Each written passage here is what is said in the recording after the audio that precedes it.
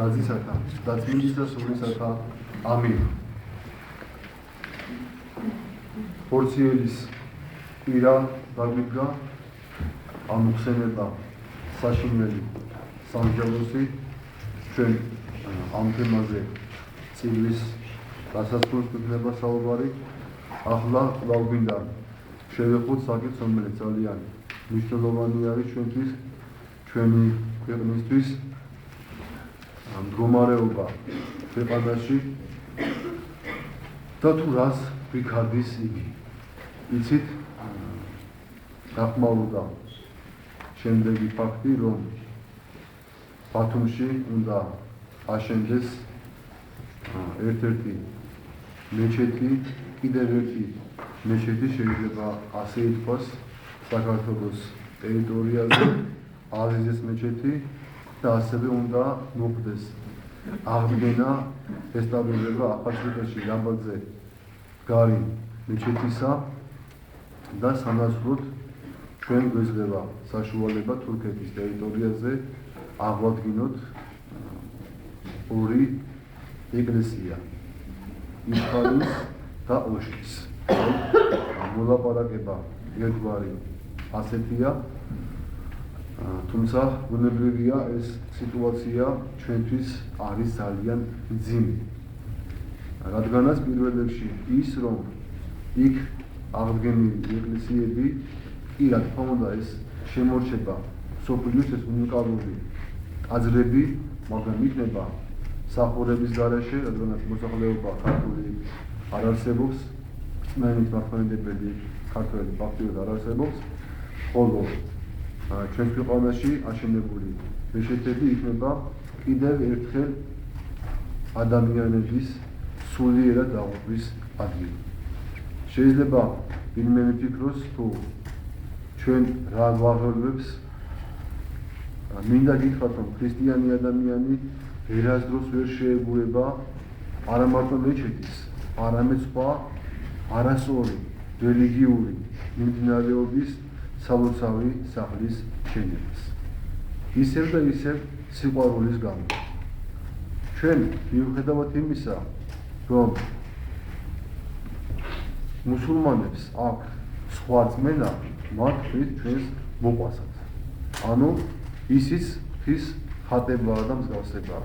როცა შენდება მეჩეთი, ანუ კიდევ ერთი ადგილი შენდება, სადაც ადამიანი მიიღებს არათუ სულიერ კურნებას, არამედ სულიერ დაუნებას.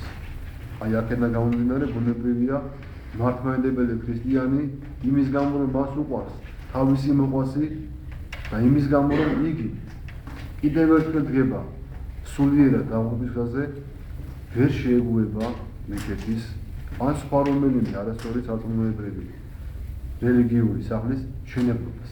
აი ამიტომაც ბუნებრივია ჩვენთვის ძალიან მნიშვნელოვანი არის ეს საკითხი.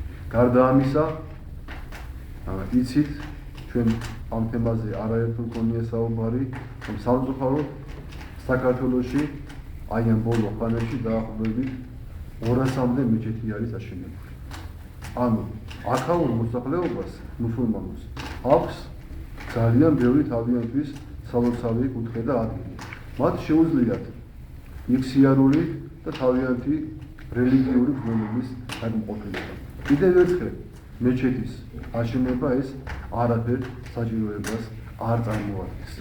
დღეს საუბრობენ ნაცვალგებაზე, რომ აი თუ ჩვენ დავთავთ ნებას, ჩვენი მხარე, რომ აქ აღდგეს და აშენდეს ორი მეჩეთი, ჩვენს გვექნება უფლება და საშუალება თურქეთის ტერიტორიაზე აღვადგინოთ ორი ეკლესია.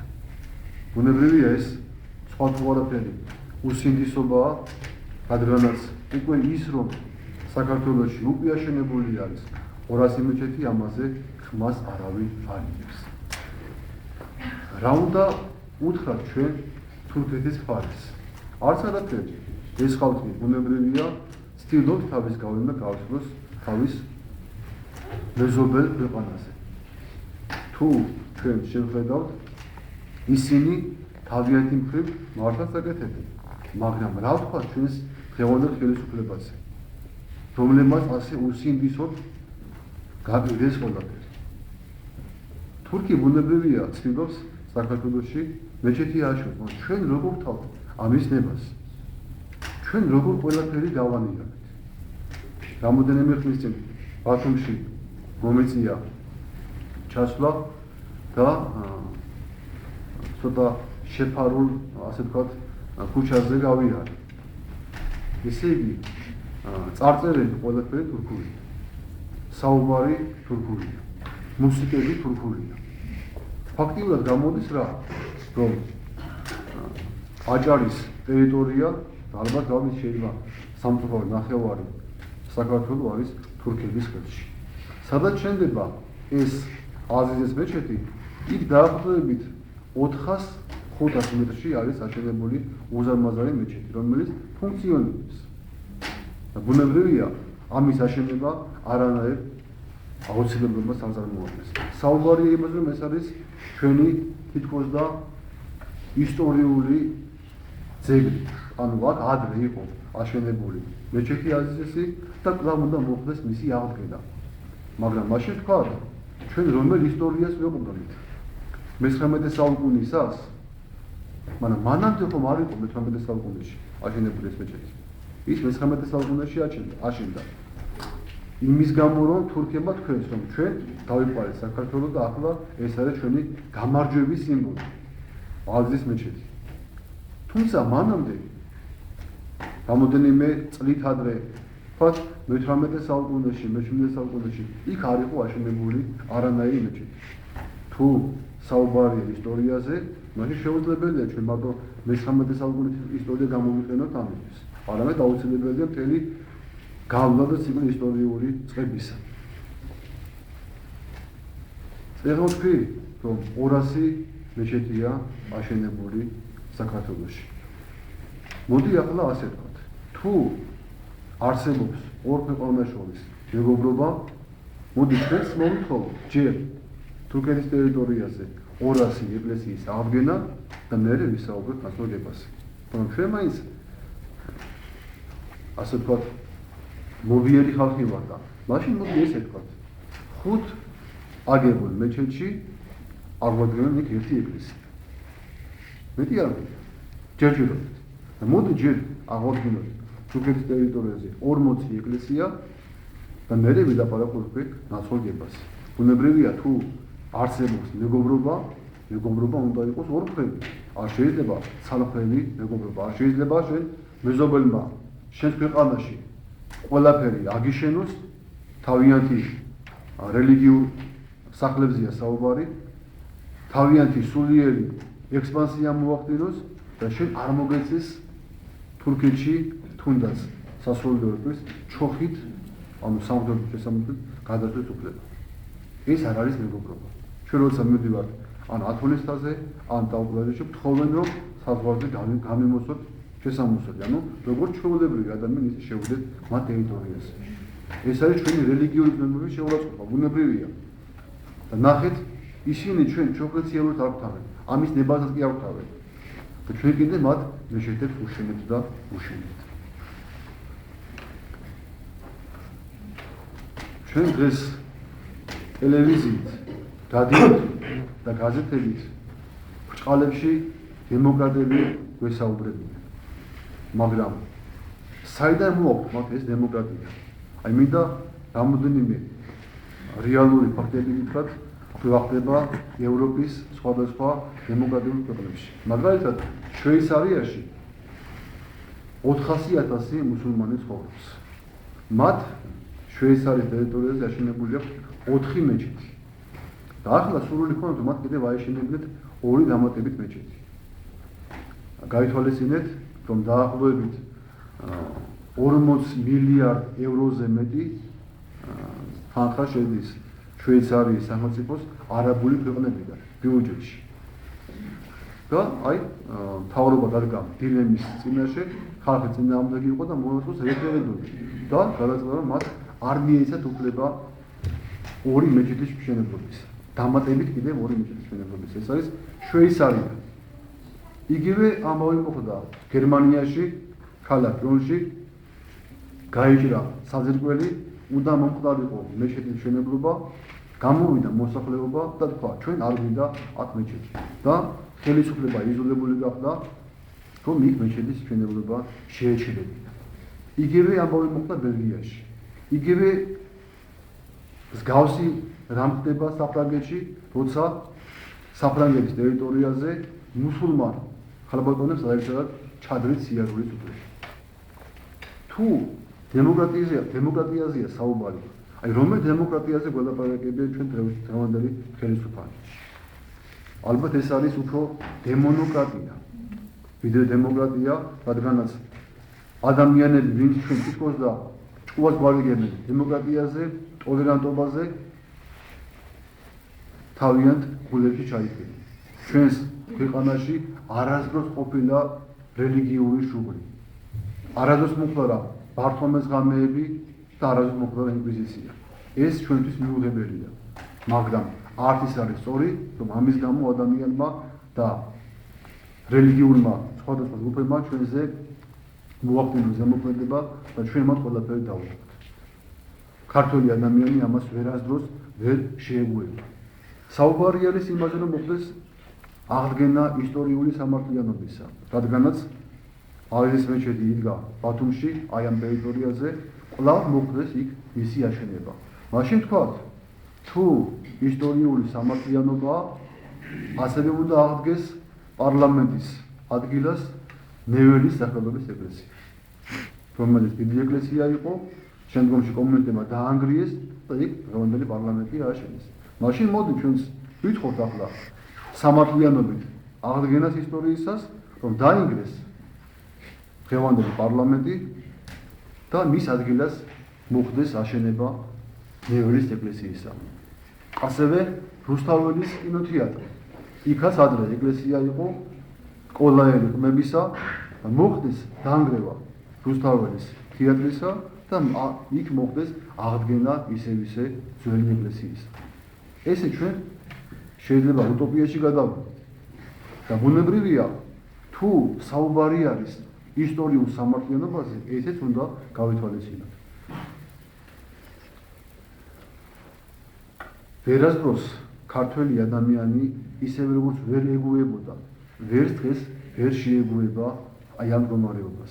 ჩვენ მიუხედავად იმისა, დღეს სამწუხაროდ ძიმე მდგომარეობაში, მაგრამ ჩვენი მეობა, ქართველობა და პრინციპულობა არ დაგვიკარგია. მე მინდა ერთი პატარა ამონარიდი წაიკითხოთ, შეიძლება იცით, მაგრამ მაინც მინდა გავიმეორო. ეს გაჟღერდა უკვე ეს ისტორიული ფაქტი, მაგრამ მინდა გავიმეორო, ეს არის შარდენის მოგზაურობა საქართველოში, რომელმაც იცით, შემდგომში ეს წიგნად გამოსცა თავისი მოგზაურობა სპარსეთში, აღმოსავლეთ და ასევე საქართველოში შემოსული და ის რას ამბობს ქართველ ხალხზე, რომლებიც განიცდიან თურქულ თუ მუსულმანურ ექსპანსიას. ნახეთ, როგორი ისტორიული ფაქტია. თბილისში არც ერთი მეჩეთი არ არის. მიუხედავად იმისა, რომ ეს ქალაქი მაჰმადიანურ სახელმწიფოს ეკუთვნის და მას მთელი მისი მიმდებარე ტერიტორიებით მაჰმადიანი მთავარი განაგებს. სპარსელები არაფერს არ იშურვებდნენ იმისთვის, რომ აქ მეჩეთი აეშენებინათ, მაგრამ საქმე ბოლომდე ვერასდროს ვერ მიუყვანიათ. ხალხი მაშინვე აღდგებოდა ხოლმე იარაღით ხელში, ანგრევდა ნაგებობას და სასტიკად უსწორდებოდა მშენებლებს. ამ რამდენიმე წლის წინათ სპარსელებს ციხეში აუშენებიათ ერთი პატარა მეჩეთი. იმ კედელთან, რომელიც ციხეს თბილისის დიდი მოედნისაგან გამოყოფს. ეს მეჩეთი ამ ადგილას იმიტომ აუშენებიათ, რომ ხალხი შეჩვეოდა მეჩეთებისა და მოლების ყურებას, რომლებიც შენობის ზემოდან მოუწოდებდნენ ხალხს სალოცავად. ქართველებმა ვერ მოახერხეს ამ მეჩეთის მშენებლობისათვის ხელი შეეშალათ, რადგანაც ვერ გაბედეს იარაღით ხელში ციხეში შეჭრა, რომელიც კარგად იყო გამაგრებული, მაგრამ ავიდა თუ არა ზემოთ მოლა სარწმუნოებრივი აღსარების შესასრულებლად და მათი ჩვეულების მიხედვით ხალხის მოსახმობად ხალხი მოედანზე მოგროვდა. ქვები დაუშინეს მეჩეთს და მოლა იზოლებული შეიქმნა სასწრაფოდ ძირს ჩამოსულიყო. ამ ჯანყის შემდგომ მოლა აღარ აუშვიათ ზევით. ეს არის მე-17 საუკუნე.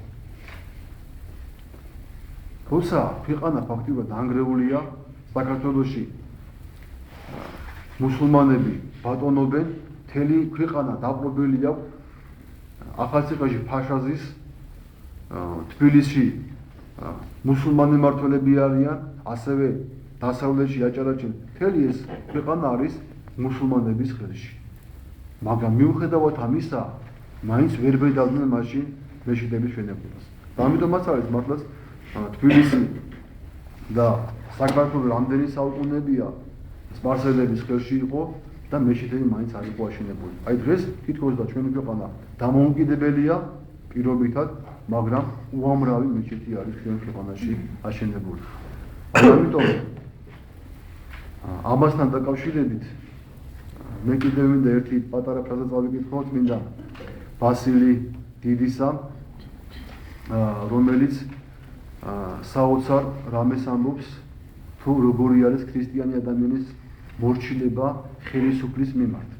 ჩვენ დღეს ეს სიტუაცია გვიდგას, ხშირად არის, როცა ადამიანი ემორჩილება ბუნებრივია ღმერთს რა თქმა უნდა და ასევე ემორჩილება ხელისუფალს, მაგრამ ხანდახან ხდება ხოლმე ისე, რომ ადამიანი ქრისტიანი აღარ ემორჩილება ხელისუფალს.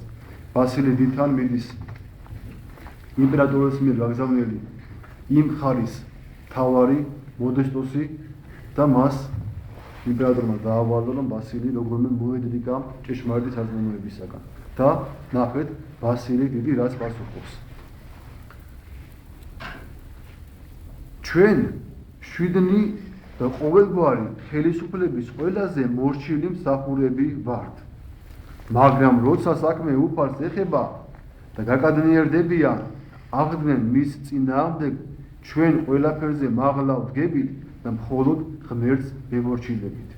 მაშინ ცეცხლი მახვილი, გაავხრებული მხეცები და საწამებელი იარაღები ჩვენთვის ნეტარებაა და ამით ვერ შეგვაშინებენ. აი ჩვენს იგივე განწყობა გვაქვს, როცა საქმე ეხება ჩვენს ეკლესიას, როცა საქმე ეხება ჩვენს სარწმუნოებას, ჩვენი სიმშვიდე იკარგება და ამ დროს ჩვენ ხდებით ისეთები, როგორიც ჩვენი წინაპრები იყვნენ.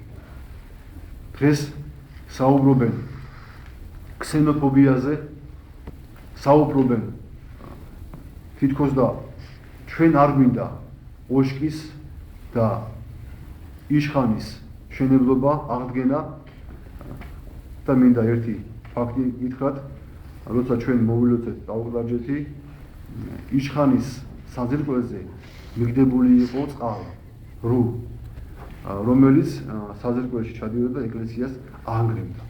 მაშინ მე არ ვიყავი, მამა დავითი იყო ჩვენი მეგობარი მოძღვარი და მან მაშინვე იქვე მოითხოვა შეხვედრა აი ამ ეკლესიის მცველს, მოვიდა ადამიანი და საჩქაროდ მოითხოვა, რომ ეს წყლის ნაკადი შეეშერებინათ და გაიმართა ერთგვარი საუბარი, მოლაპარაკება, დიალოგი და მართლაც ორ კვირაში აი ამ წყალს კალაპოტს ადგილი შეუცვალეს. და ეს ადამიანები, რომლებიც შეიძლება არც კი ყოფილან ტაუკლარჯეთში, ადამიანები, რომლებსაც არ აინტერესებს საერთოდ ჩვენი ქართული პროტმოძღვრული ძეგლები, არ აინტერესებს წმენა, სარწმუნოება, ჩვენ გვეუბნებიან, ჩვენ თვითონ არ გვინდა იქ იშხანისა და ოშკის აღდგენა. ეს ამას ქვია დემაგოგია, როცა ადამიანი შებრუნებულად წარმოაჩენს სიმართლეს. ეს ბუნებრივია, როგორ შეიძლება ქართულ ადამიანს არ უნდა უნდოდეს თქვათ იქ ქართული ეკლესია მონასტრის აღდგენა, მაგრამ იმის ფონზე, რომ აქ მოხდეს კვლავ გავრცელება და აშენება მეჩეთებისა, ჩვენ ბუნებრივია, ამას ვერ დავეთანხმებით. და როგორც ეხლა ვთქვით, ქრისტიანი ადამიანი ვერასდროს ვერ დაეთანხმება იმ ადგილის აშენება, სადაც ხდება ადამიანის სულების დაღუპვა. მე არ მინდა ძალიან სიტყვა გამიგრძელდეს, ჩვენ გადაგღალოთ. ერთი კი არის, რომ აი ჩვენ ევროპის მაგალითი მოვიყვანეთ, სადაც შვეიცარია ვახსენეთ, გერმანია, ბელგია, სხვა ქვეყნები, სადაც ხელისუფლებაც ცდილობს, რომ იქ არ მოხდეს გავრცელება მეჩეთების აშენება და ასევე გავრცელება მუსულმანური სარწმუნოებისა. მაგრამ ჩვენთან ასე არ ხდება. ალბათ იმიტომ, რომ იქაურ ხელისუფლებას უყვარს თავის სამშობლო. ჩვენთან კი ჩვენი ხელისუფალი მოკლებული არის სამშობლოს სიყვარულით. სამწუხაროდ დღეს ჩვენ ეს რეალობა გვაქვს. მერტმა დაგლოცოთ დღეს საშინელი სამშობლოს ცნების დღე არის და ალბათ ყველას უნდა გვახსოვდეს, რომ ჩვენ წინ გველოდება ღვთის სამჟავო. ვაიჩვენდა თუ ასე ბოლოდულად ვექცევით ჩვენს ეკლესიას და ასე ბოლოდულად ვექცევით ჩვენს სამშობლოს. უფალი ამის გამო კაცრად მოგთხოვს პასუხს. მერტმა დაგლოცოთ და